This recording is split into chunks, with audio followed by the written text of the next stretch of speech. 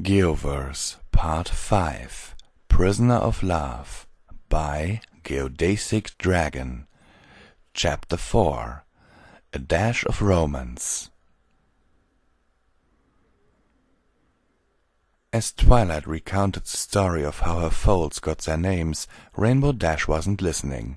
Her thoughts were focused solely on a certain pony. "That unicorn who runs the repair shop in town?"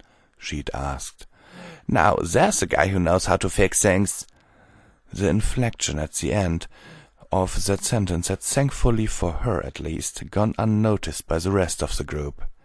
And as Twilight finished her story, Dash found herself thinking that maybe she should act on her feelings and ask him out. Feelings? There were plenty of those floating around at the moment, and as much as she hated to admit it, Dash didn't want to feel left out. "Come on, Geo."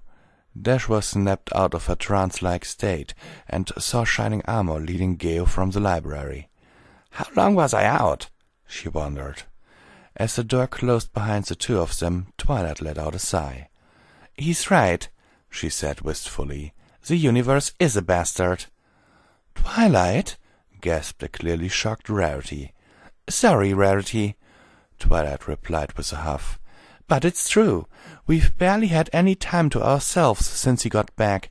What with the trial, his sentence, our friends, no offense, and these two." She indicated Azure and Evening. The foals were sound asleep, oblivious to their mother's torment. "I hear it, Twi," Applejack said. "So I'll tell you what, next time he comes to see ya, we won't be here. Then you can have all the time you want to yourselves."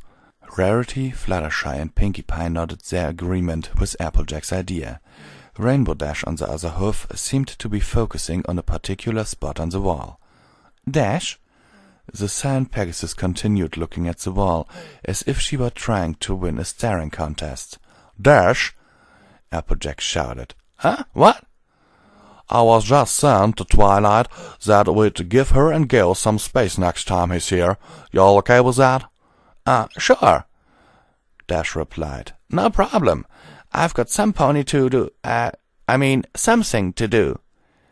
Before anyone could stop her, she was out the door. Spark Plug whistled contentedly to himself as he locked up his shop, preparing himself for his journey home. It had been a long day, and he could almost swear that he could hear a cup of coffee calling his name. Glancing skywards, a familiar chromatic trail streaked across the sky. Spark smiled inwardly to himself. "That's gotta be Rainbow Dash," he said to himself, "because only she can make flying look so beautiful." "Beautiful?" said a voice from behind him. "Try awesome!" Spark jumped a few hoofs into the air with a yelp, landing on the ground in a heap. He looked up to see a blaze of color in the form of Dash's mane. She had a sly smile on her face and was gazing at Spark with something akin of wonder. "Sorry," she said sheepishly, offering a helping hoof. "It's just that I've been looking for you." Spark gripped Dash's hoof with his and was pulled up. He dusted himself off before clearing his throat. "If you want something fixed," he said, "you'll have to wait until tomorrow. I'm closed for today." Dash shook her head. "No, I don't want anything fixed," she said. "Then what do you want?" Spark asked, raising an eyebrow. A small tint of pink appeared on Dash's cheeks as she blushed. She scuffed a hoof along the ground. "It's kinda awkward," she said, "given how I've never done this sort of thing before." Spark's eyebrow raised even further, but he made no comment. Dash let out a sigh and took a couple of deep breaths. "I was just wondering," she said, "if you'd like to come and hang out sometime?" Spark's eyebrow fell back to its usual resting place, while his jaw took a similar downward journey to the ground. "You mean like a date?"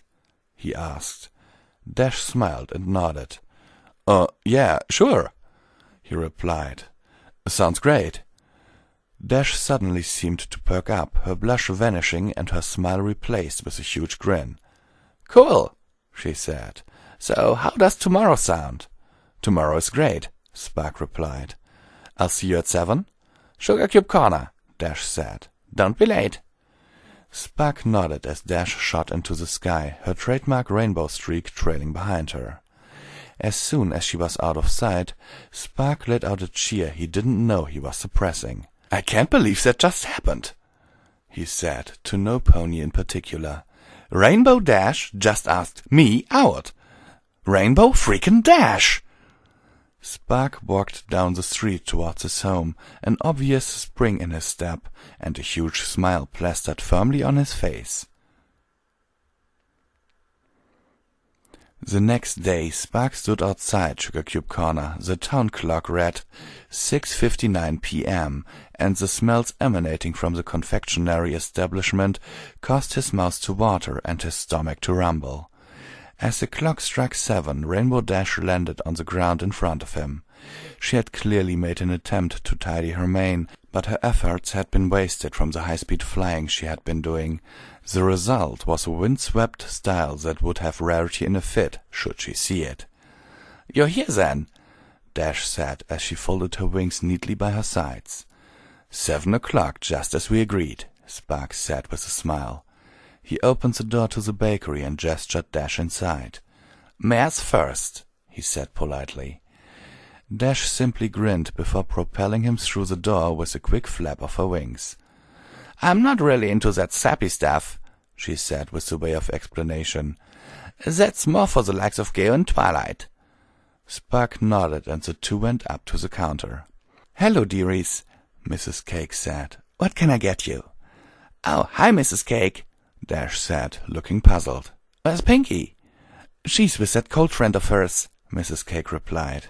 "They seem so happy together, though I still wonder how he's able to keep up with Pinky's endless energy." Dash chuckled.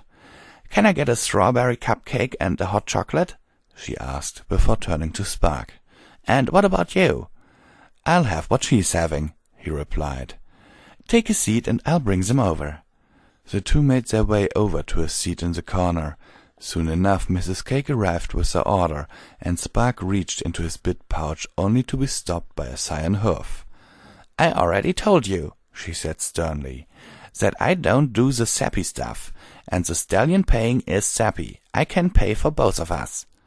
"Oh," said Spark hesitantly, as he put his bit pouch away. "Thanks, Dash, I appreciate it." "You've got yourself a winner here, Spark. Not only is she cute, she doesn't expect you to be a total gentle colt. Don't buck this up."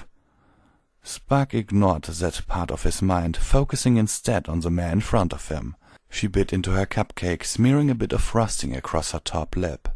Fighting back the urge to wipe it off, Spark took a bite of his own.